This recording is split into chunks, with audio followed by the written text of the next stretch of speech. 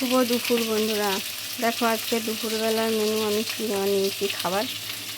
চিংড়ি মাছ ভেজে রেখে দিচ্ছি। চিংড়ি মাছ দিয়ে দুটো তরকারি বানাবো।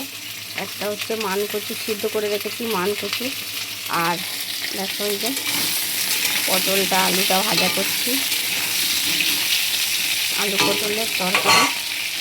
আর এটা দেখতে পাচ্ছ তোমরা, এটা আছে যুক্ত ফুল।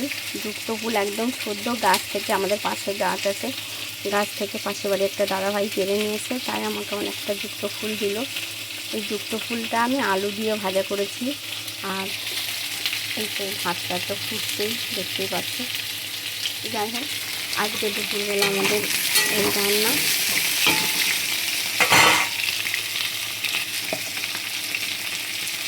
পটলটা আমি একটু আগে ভেজে নিচ্ছি।